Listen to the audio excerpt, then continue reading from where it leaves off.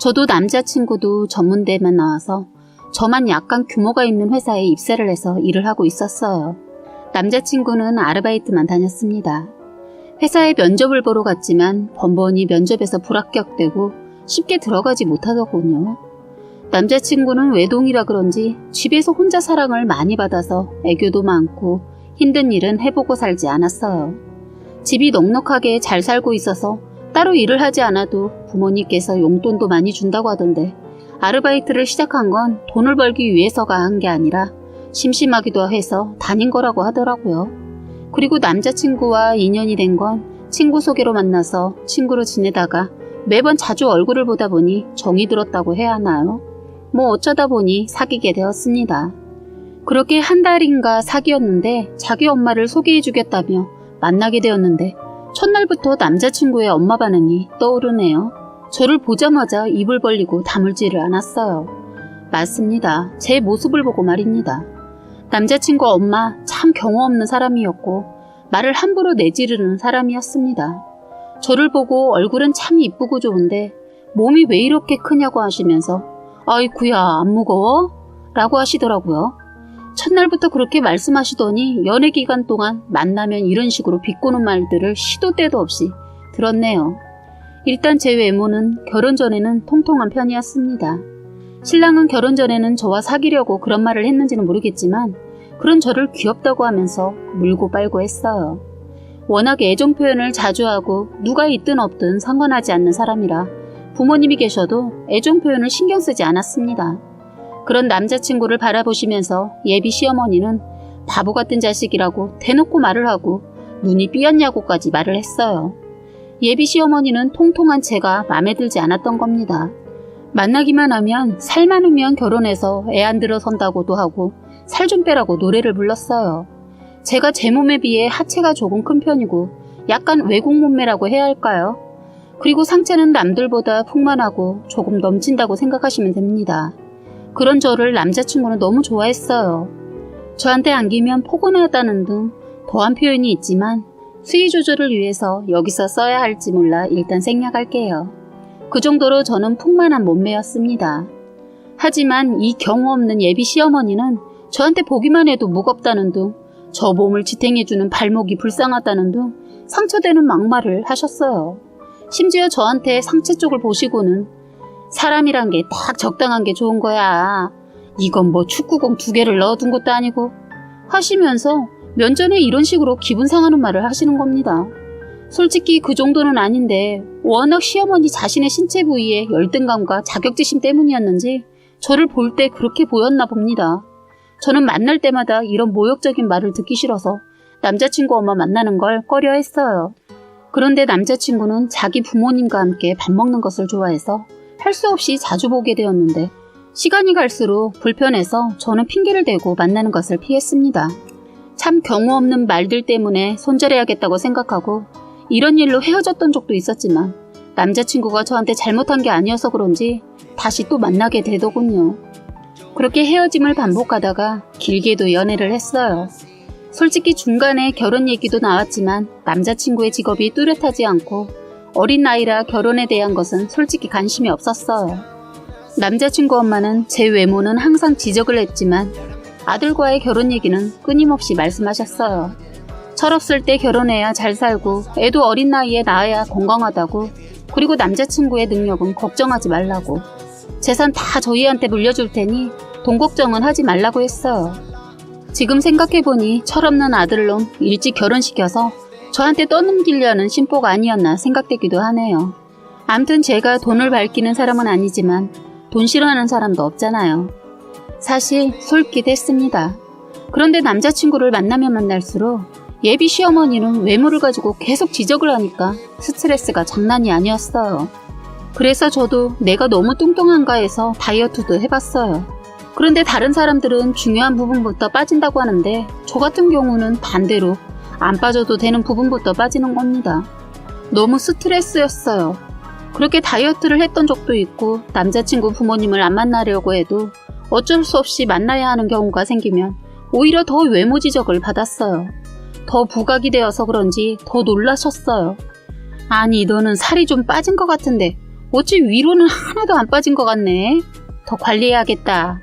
라면서 남자친구 아버지도 있었는데 참 많이 부끄러웠습니다. 그러다 보니 그럴 때마다 싸우고 헤어지고 그랬던 것 같아요.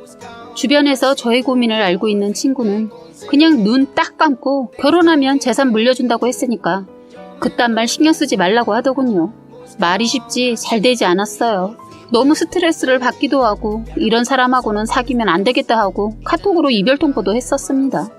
그 이후로 카톡도 많이 왔지만 남자친구의 전화도 모두 씹고 문자도 모두 씹었습니다.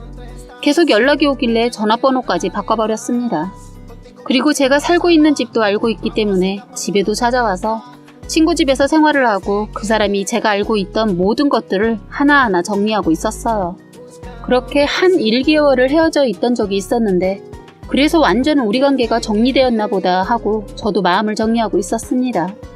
어떻게 제 친구의 연락처를 알았는지 제 친구를 통해서 연락하고 번호를 알아낸 뒤에 저에게 모르는 전화가 와서 받아봤습니다.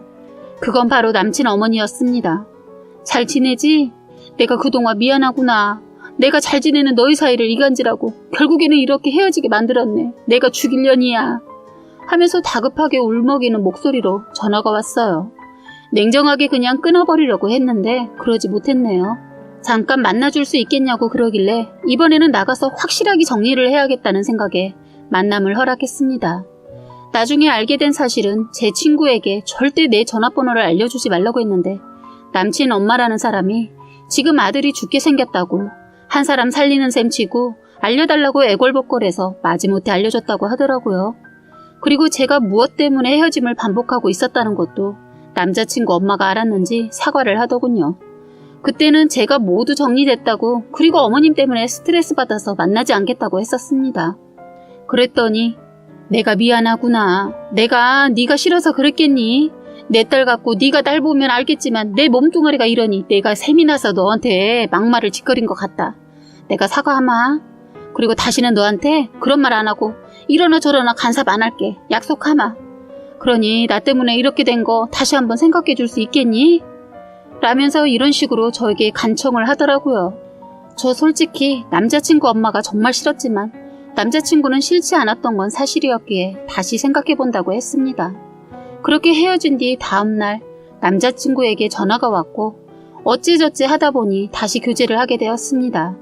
정말 그 이후로 연애 기간 동안 남친 부모님들 딱 한 번 뵀던 적이 있었지만 그전처럼 그런 격 떨어지는 막말이나 그런 거 전혀 없었고 저에게 스트레스 주는 일도 없었습니다.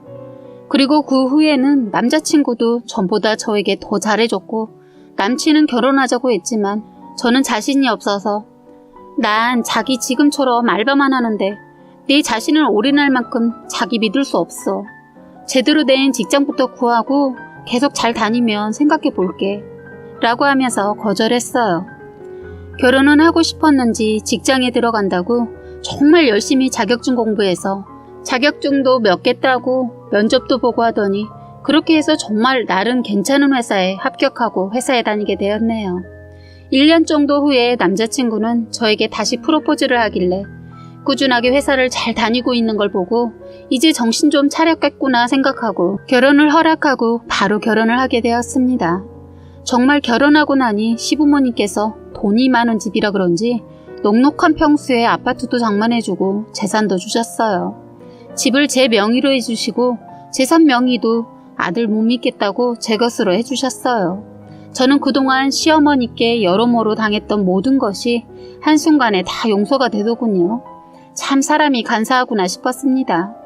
제가 벌어둔 돈은 그냥 껌값이었거든요. 저희는 그렇게 시댁 근처에 신혼집을 마련하고 행복한 신혼을 보내다 임신을 하게 되었습니다. 임신 6개월 때쯤인가 그럴 거예요. 그날이 명절이라 어쩔 수 없이 가게 되었는데 제가 임신하고 이제 어디 도망 못 갈 것 같으니까 다시 또 이 망할 놈의 시어머니는 옛날 버릇이 슬슬 생기더라고요. 시어머니는 아이를 가진 제 몸 상태를 보고 또 뭐라고 했는데 그래서 남편, 시아버지, 시어머니 똑똑히 들으라고 어머니 정말 너무하시는 거 아니에요? 저 이 사람과 연애 때도 이런 말들 때문에 헤어지라고 했던 거 어머니가 애골복골해서 사정해서 다시 만났는데 또 뭐라고요? 진짜 다시 한번 제 몸에 대해서 비하하는 말씀하시면 그때는 아이도 뭐고 다 필요 없고 당신 아들이랑 안 살 거예요. 라고 말했습니다. 와, 근데 분위기가 정말 싸한 게 태어나서 이런 분위기는 처음 느껴봤네요. 남편과 시아버지도 그 사실을 알고 있기에 오히려 시어머니께 당신 제발 정도껏 좀 해. 자기 몸에 자격지심 있는 거를 왜 새아기한테 막말이야 막말은. 제발 정신 차려. 며느리가 당신 딸도 아니고 앞으로 새아기한테 말 함부로 하면 내가 가만 안 둘 거야. 그렇게 알아. 라고 시어머니께 호통을 치더라고요. 그리고 남편은 엄마 진짜 너무하세요. 이 사람한테 안 그런다고 했으면서 왜 자꾸 그런 희롱들을 하세요. 저 자꾸 이런 말씀하시면 집에 오기 힘들어요. 라고 했어요. 그런 말을 한 아들에게 시어머니는 뭐라 할 줄 알았는데 그냥 자신이 실수했다고 미안하다며 사과를 해서 넘어갔었습니다. 그런데 그날 제가 스트레스를 너무 많이 받아서 그런지 병원에 입원까지 하였고 산부인과 의사가 너무 스트레스 받는 일이 없게 하라고 조산기가 있어서 잘못하면 유산될 수 있다고 했어요. 남편도 이 말을 같이 들었기에 심각성을 알게 되었지요. 그리고 며칠 병원에 입원 후 요양을 하고 퇴원을 했었습니다. 저는 아이를 가진 내내 시댁이 저희 집 근처였지만 스트레스를 받지 않으려고 거의 시댁에 가지 않았습니다. 그렇게 애를 낳고 저는 산모라면 겪는 땡 몸살을 앓게 되었습니다. 사실 애 낳고 모유가 차기 시작했을 때 몸살이 이렇게도 힘들고 아플 줄을 몰랐습니다. 몸살을 풀어야 하는데 오바 조금 해서 고통 때문에 너무 차올라서 정말 죽다 살아났습니다. 심한 몸살이 와서 도저히 안 될 것 같아 병원을 찾았는데 병원에선 약 먹을 것을 권하더군요. 하는 수 없이 저는 약을 먹게 되었습니다. 최대한 할 수 있는 것은 다 동원해서 모유 말리는 약을 먹었어요. 신기하게도 몸살은 나아졌지만 일주일이 지나자 제2차 성장기를 거치면서 중학교 때 이후로 한 번도 겪어보지 못한 가벼움을 느끼게 되었어요. 저는 그동안 어깨도 아프고 허리도 아파서 너무 힘들어했던 터라 가벼워진 제 몸에 저는 너무 좋았어요. 시어머니도 달라진 제 외모를 보고 그때서야 이제야 비율이 맞는다고 하면서 말씀을 하시더군요. 하지만 저는 볼품없는 완전 껌딱지가 된 겁니다. 아이를 낳고 변한 내 모습에 거울을 보고 펑펑 운 적도 있었고 몸이 결혼 전보다 아이 낳고 왜 이리 처량해 보이고 없어 보이는지 눈물이 나더라고요. 그런데 문제는 신랑은 제가 모유를 말리고 난 후 변화된 제 몸을 보고 변하기 시작했어요. 시부모님들은 제가 결혼하고 나서 그리고 저번 그 사건 때문에 그런지 항상 외적인 것에 말을 조심하셨어요. 그러다 출산 후부터 유달리 저희가 싸우는 걸 아시고 달라진 제 외모에 되려 칭찬을 아끼지 않으셨어요. 그런데 참 어이없게도요. 신랑이란 놈이 제가 애를 낳고 나자 어머니도 안 하는 외모에 대해 비교하고 지적을 하기 시작했어요. 그러다 보니 남편과는 계속 각방을 썼고 남편은 전에 저한테 막말을 던졌던 시어머니보다 한술 더 떠서 제 몸이 할머니같이 변했다고 했어요. 저는 너무 화가 나서 야 남편놈아, 내가 다른 자식 낳다가 이렇게 된 것도 아니고 네 자식 낳는다고 이렇게 된 거야. 그런데 그게 나한테 할 말이라고 그런 말들을 해? 라고 했습니다. 어이없게도 시어머니가 안 그러니까 남편이 하는데 저는 당장이라도 이혼하고 싶었어요. 하지만 미련하게도 지금 태어난 내 아이도 있고 해서 마음처럼 되지가 않더라고요. 급하게 모유를 말리다 보니 제가 봐도 좀 이상할 정도로 탄력이 사라져서 저도 놀라긴 했지만 그렇다고 지 새끼 낳으면서 제 몸이 이렇게 됐는데 그걸 그렇게 말하더군요. 그날부터 저희는 만나면 거의 안 빠지고 싸우기 시작했던 것 같아요. 아이가 클 때도 육아에도 전혀 도움을 주지 않고 밖으로 놔둘기 시작했어요. 시어머니는 저희 둘의 사이가 좋아 보이지 않음을 눈치채고는 하루는 시간을 내보라고 하면서 우리 부부와 함께 밖에서 밥을 먹자고 하더군요.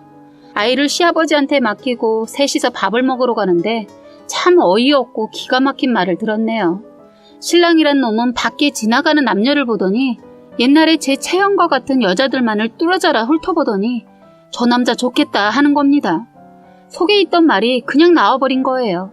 순간 시어머니는 팔꿈치로 아들을 툭 치더니 그만하라는 신호를 보내더군요. 그러고서는 시어머니는 좋긴 뭐가 좋아 이놈아. 부모 있는 앞에서 잘한다. 너 정신 똑바로 차려. 너희 부부 사이 요즘 안 좋아 보이는데 대체 왜 그런 거야? 너 이러고 보니 아이 낳고부터 그러던데 뭔 문제 있는 거야? 라고 하더라고요. 어머니, 지금 이 사람 하는 행동들 보셨죠? 먹긴 먹였어요. 저와 결혼했는데 아이 낳고 변한 제가 싫은 거죠. 저 요새 제 자신이 변한 것도 적응하기도 힘든데 이 사람까지 이러니 정말 더 죽고 싶고 힘들어요. 그만 살고 싶지만 아기 때문에 참고 있어요. 라고 눈물이 나는 거 꾹 참고 말을 했고 남편은 당황했는지 어쩔 줄 몰라 하더라고요. 시어머니 남편에게 오만 가지 욕을 하면서 정신 차리라고 했어요. 그때 살면서 들을 욕은 다 들었던 것 같아요. 저도 이제는 참다 더 이상은 안 될 것 같다. 그때 결심을 했습니다. 그날 저녁에도 어김없이 대판 부부싸움을 하게 되었고 저는 그날로 짐을 싸들고 바로 나가려고 했는데 이대로 내가 나가버리게 되면 이혼할 때 내가 더 불리할 것 같아서 참고 있었고 이혼 도장을 찍자고 했어요.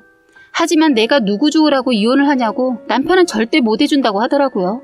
그렇다고 해서 변호사를 통해서 이혼하는 것도 그렇고 해서 남편과 이혼할 건덕지를 찾기 시작했어요. 저와 신랑의 나이가 어린데도 애 낳았다고 부부 생활을 하지 않는 신랑이 분명 다른 행동을 하고 있다고 느끼고 있었기 때문입니다. 워낙 껌딱지처럼 저에게 들러붙었던 남자인데 애 낳고 변해서 저는 의심을 안 할 수가 없었죠. 꼬리가 길면 잡힌다는 말을 이럴 때 쓰나 보나 했네요. 제가 애를 재워두고 쓰레기를 버리러 나왔다가 대리 불러 차를 타고 온 신랑을 우연히 보게 되었어요. 술을 먹고 온 남편을 보곤 저는 아무렇지 않게 먼저 서둘러 집으로 들어가 애를 재우는 척 했습니다. 이놈이 얼마나 먹었는지 그냥 곧바로 안방으로 들어가더군요. 친절하게도 차키를 신발장에 두고 말입니다. 저는 시간이 가길 기다리다 새벽에 몰래 나간 후에 차에 가서 뒤지기 시작했어요. 차에서 한 10분 정도 정신없이 찾다가 빼도 박도 못할 증거를 남겨뒀더라고요. 이놈이 잘 숨겨오다 그날은 술을 거하게 먹고 긴장이 풀렸는지 남편이 고속도로 탈 일이 거의 없어서 하이패스 카드를 이용을 안 하는데 차에 고속도로 톨게이트 비는 영수증과 내비를 삭제하는 것을 깜빡했던 모양이더군요. 저는 속으로 남편 제 손에 제대로 걸려들었다 했어요. 바로 블랙박스에 녹화되어 있던 차에서 나눈 대화가 기가 막혔습니다. 신랑은 뭐가 좋은지 계속 좋다는 말을 하고 차마 글로 담을 수 없는 말을 했어요. 그리고 나중에는 차 안에서는 눈 뜨고 들을 수 없는 소리를 듣고는 진짜 욕이 절로 나왔습니다. 그 블랙박스에 녹화된 소리들을 듣고는 멍하니 잠시 앉아 있었고 제 자신이 너무 초라하고 불쌍해서 미칠 것 같은 느낌이 들었어요. 저는 다시 정신 차리고 가만 안 둔다는 생각으로 그 증거들을 제 스마트폰에 옮겨서 복사하고 다 녹음하고 집에 가져와 빼도 박도 못하게 준비를 완벽하게 하고 있었어요. 하루 지나고 차 좀 제가 써야 한다고 해서 제가 쓰게 되면서 돌려보니 다 삭제를 했더군요. 그래서 이제 현장에서 이것들을 잡아야겠다는 생각으로 인터넷이나 주변 지인들에게 물어보니 GPS 추적기를 쓰면 된다고 하더라고요. 근데 문제는 GPS 추적기는 불법이라 배우자의 동의가 없으면 안 된다고 해서 거의 포기를 했었습니다. 하지만 그날도 남편이 술을 먹고 와서는 또 제 외모 지적질 때문에 싸우게 되면서 이혼 얘기까지 나오게 되었어요. 너 내가 바보인 줄 알아? 요새 나 몰래 바람 피고 있는 것 같은데 제대로 걸려라. 했더니 적반하장으로 말 같지도 않은 소리를 한다고 하더라고요. 그래서 네가 떳떳하면 GPS 추적기라는 게 있던데 내가 믿을 수 있게 설치를 하라고 했더니 알았다며 하더라고요. 자기 딴에는 안 걸릴 자신이 있었던 것이죠. 그리고는 배우자의 동의가 있어야 한다길래 제 스마트폰 녹음 기능으로 동의한다는 말을 녹음을 했어요. 그리고는 그 주 일주일에 사람을 불러서 남편이 찾아도 찾을 수 없는 차 구석 부분에 GPS 추적기를 부착을 했었습니다. 저는 위치 추적기를 달아두고 신랑의 동선을 살피기 시작했어요. 신랑도 자신의 차에 GPS 추적기가 달려있다는 걸 의식해서인지 GPS 어플로 확인해보니 그 차를 타고는 몇 달간은 의심이 갈 만한 곳에 가지 않았어요. 그리고 보니 신랑은 회사에서 출퇴근용으로 제공되는 회사차를 탈 수가 있었지만 차도 오래되고 볼품없다고 해서 안 탔지만 차에 GPS 추적기가 단 이후로는 회사차를 타고 바람을 피고 있었던 거죠. 그러던 중 회사차가 고장이 났는지 어쨌는지는 모르겠지만 GPS 추적기가 달린 차량을 타고 출근을 했더라고요. GPS 추적기를 단 지도 꽤 되고 내가 별의별 의심을 보이지 않는 것 같으니까 깜빡 잊어버리고 저희 차를 타고 갔던 모양이에요. 그날 마침 제가 대형마트를 가려고 차를 타려고 했는데 차가 없길래 남편이 타고 갔나 하고 그냥 택시를 타고 갔다 왔어요. 그런데 그날 남편에게서 전화가 왔고 그날 남편은 친구 아버지가 돌아가셨다고 상갓집에 가야 돼서 오늘 못 들어온다고 하더라고요. 그래서 상갓집 위치는 어디냐고 꼬치꼬치 물었고 알았다고 했는데 문득 몇 달 전에 달아놓은 GPS 추적기가 생각이 났어요. GPS 추적기를 볼 수 있는 어플을 실행시켰고 남편의 차량 위치는 상갓집이 아니라 정반대인 곳에 위치하고 있었고 저는 신랑의 동선이 딱 봐도 어디라고 말할 수 있는 곳에 머물더군요. 저는 그때 의심이 들었어요. 그래서 저녁 때 저는 볼 일이 있다며 아이를 친정 언니 집에 맡기고 이런저런 사정들과 지금까지 있었던 일을 전부 말하고 친정 부모님께도 말씀드렸어요. 제가 남편 때문에 힘들어하는 걸 잘 알고 있는 친정 오빠한테 전화를 해서 같이 가자고 해서 총 3명이 친정 아버지 차를 타고 현장을 잡으러 가자고 했습니다. 남편이 있는 차까지 가는 곳 내내 차 안은 정말 적막이 흘렀습니다. 너무 늦어버린 것은 아닌가 걱정했는데 다행히 신랑 차가 보이더군요. 차 뒤에 도착했는데 작은 음악 소리가 나는 거예요. 저는 순간 혹시 몰라서 바로 제가 가지고 있는 폰 카메라로 영상을 촬영했어요. 나중에 이혼하면 증거가 있어야 하니까 말이죠. 그때 차 안에 2명이 있는 걸 보시곤 친정아버지는 화가 난 나머지 차를 벌컥 열었는데 이것들은 문도 안 잠갔더군요. 아무튼 참 입에 담지도 못할 것 같기도 하고 이 글로 쓰지도 못하겠지만 그 안에 있던 2 년놈들을 아버지가 끌어냈어요. 딱 붙어서 떼어내려고 하자 서로 그런 상태여서 그런지 서로 안고 떨어지려 하지 않자 제가 머리를 잡아 끌어도 죽어도 떨어지지 않더군요. 너무 소란스러웠던지 몇몇 사람들이 남편이 주차한 이곳에 몰려들고 모든 사람들의 웃음거리가 되자 그 여자는 차 안에 있던 자기 옷을 급하게 챙겨들고 도망가려 하더군요. 저는 그녀 머리채를 잡고 도망가지 못하게 하고 옷 입는 것까지만 허락을 하고 상간녀 소송 안 하겠다고 하고 번호를 받았습니다. 자기들이 저를 속여놓고 제가 자기들을 속일 거라고는 생각 못한 것 같더군요. 저는 순순히 그 여자 보내주고 남편 시부모한테 전화를 했어요. 그리고 카톡으로 지금 녹화한 장면을 모두 보냈습니다. 그리고서는 이제 이런 쓰레기는 저는 냄새나서 같이 못 사니까 알아서 하세요 했더니 시어머니 내가 미안하고 잘못했다고 시어머니는 빌더군요. 당사자는 당당하게 서 있는데 말입니다. 저는 그 자리에서 분명하게 이혼할 것이라고 의사를 밝히고 저희 친정아버지도 저딴 놈이랑 당장 헤어지라고 하고 오빠는 쌍욕을 하면서 지금이라도 죽일 듯이 달려들려고 했는데 괜히 나중에 문제 생길까봐 간신히 말렸습니다. 다음날 친정 부모님과 함께 가서 짐도 챙기고 집도 내놨어요. 어차피 명의가 달라서 시댁에선 손을 쓸 수가 없었어요. 나중에 그 사실을 알고 저보고 독하다고 하더군요. 저는 쓰레기 같은 게 제 아이의 아빠라는 게 아이에게 미안할 뿐이라고 말하고 저에게 주신 재산은 손주에게 사죄하는 마음으로 주신 거라고 생각하라고 했어요. 더한 것도 요구할 수 있지만 더 이상 질질 끌고 싶지 않기에 이렇게 끝내겠다고 했더니 자기들도 면목이 없던지 더 이상 어떠한 리액션도 취하지 않으셨어요. 그 상간녀 그것도 법적인 조치 취하고 끝냈습니다. 손이 발휘되도록 빌었지만 용서해주지 않았어요. 나쁜 것들은 벌을 받아야 마땅하니까요. 이혼 과정과 상간녀 소송 등등 더 많은 사건 사고들이 더 있었지만 그 모든 내용 하나하나 다 글로 썼다가는 날이 새도 모자랄 것 같아서 여기까지만 사연을 쓰려고 하네요. 마지막으로 그 부모의 그 자식이라는 말이 딱 맞는 것 같아요. 이혼한 머저리 같은 남편, 시부모들의 항상 언사가 그래서 그런지 당연히 이들도 언사와 행동이 그러지 않았을까 생각도 들고요. 그리고 그런 인간 좋다고 결혼한 내가 더 바보 멍충이지만요. 위의 사연처럼 많이 후회하고 큰 아픔을 겪어서 그 트라우마 때문에 앞으로 어떤 남자와 만나고 싶지도 않네요. 이 사연을 듣는 남자분들, 아내는 자신의 아이를 낳는다고 몸까지 망가졌는데 그런 아내를 더 사랑해야 하는 거 아닐까요? 부디 제 사연을 읽었던 모든 남성분들